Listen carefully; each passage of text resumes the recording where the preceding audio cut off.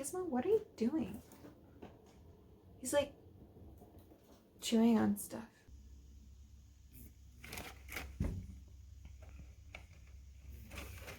What's up, guys? Welcome back to my YouTube channel. My name is Rachel and I am going tiny this year in 2021 through the company Zero Squared, and I'm buying a 34-foot long Willow model tiny house. I'm super excited, and today I'm going to be talking about the reasons that are three-faceted why I'm going tiny. I'm going to be talking about my personal, financial, and environmental reasons why I'm going tiny. If you want to learn more about the environmental reasons, I have a more in-depth video up here featuring my New Year's resolutions, but let's get into it. So, financial reasons that I'm going tiny. It's a very good, solid, long-term investment.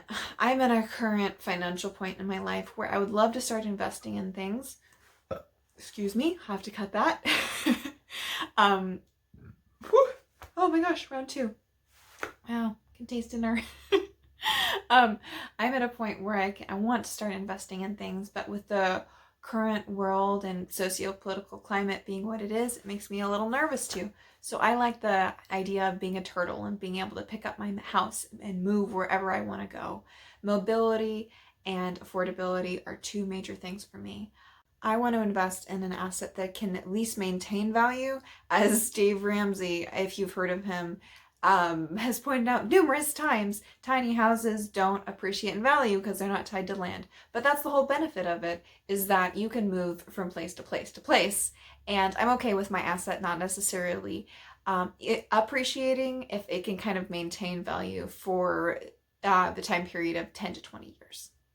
Additionally, when planning for the future, I believe that the tiny house model that I've gone with, the Willow, is a really great short or long-term rental and could easily book on Airbnb or be rented out long-term to a family friend, a family member, or just a perfect stranger. The FIRE movement has always been really interesting to me, but it's felt distinctly out of reach because of my economic status. I have never made more than six figures, or I've never made six figures in 1 year, and I don't think I'm on track to do that anytime in the next 3 to 5 years. So knowing that and planning for the future, having something that can keep my expenses low can theoretically make planning for my future and securing my financial independence by the time I'm 35 much more attainable. Being in my 20s has really been a lot about moving around and jumping from idea to job to job to job, just learning about myself.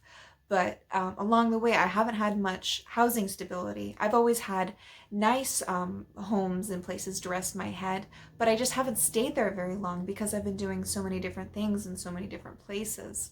So having a house that could theoretically move with me as I'm moving into the next phase of my life seems like a very appealing option to me. I've lived in larger spaces with 1 to 3 other people before, and I really extremely dislike having to clean them. It is not an enjoyable experience. I think cleaning a smaller space is much more manageable, and you can do a deep clean in 1 to 2 hours versus an entire day. Going tiny has been a lifelong dream for me. I'm a kind of edge. I'm between Gen Z and millennial, depending on who you ask and what definition you look for. And I actually met Dee Williams before I was even a teenager. I went to a tour of her tiny house with some family members who were big housing nuts, and we went and we looked inside her loft because she was doing a little guided tour on this like housing thing. I don't even remember what it was about, but I remember climbing up into her ladder and going, wow, this is amazing, and then getting stuck because I was afraid of heights because I think I was like 9, and then telling her, you know, this would be much better with a steering wheel, and then her having to explain to me that that wasn't really the point of a tiny house, but she liked my thought. I've spent the past 6 months or so in a multi-generational household with my parents. I've been really lucky that they were willing to take me in after some extenuating life circumstances, and It's been a little complicated, but I've really enjoyed being able to see them on a more daily basis and have our interactions be much less structured and just kind of, hey, how was your day? Cool. I'm gonna go do this thing. It was good seeing you. Do you want to do this thing? And I'll make dinner and you can clean up this. And that kind of interaction with family members has been much easier than the more structured thing that I believe a lot of people my age end up doing with their parents, and that's why they end up dreading it. And I think moving forward, I want a different type of relationship with my family members where we're a little bit more casual with each other. And living on their property seems like a wonderful way to do that while maintaining everybody's sense of space. Being in the socioeconomic status that I am in, I inhabit, I have been living independently up until about 6 months ago.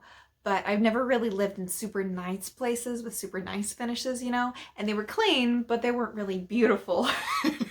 And I think I want some more beauty in my life. I want some more of my home to make my heart sing. And finally, the third reason that I'm going tiny is the environmental things. And we've already talked about this before. And if you want to check out my New Year's resolutions video that talks about more of my environmental resolutions, they'll be up there.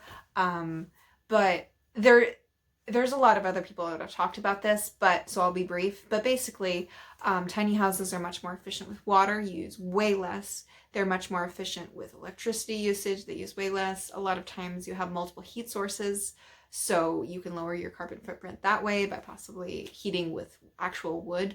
Or possibly propane, because propane is a little bit more efficient than electricity for conversions. But so there's that. It's just when you live in a tiny house and you're not able to collect as many physical things, that also decreases your overall footprint on the world. That's it for now, YouTube. Thank you so much for watching this video to the end. I really appreciate you.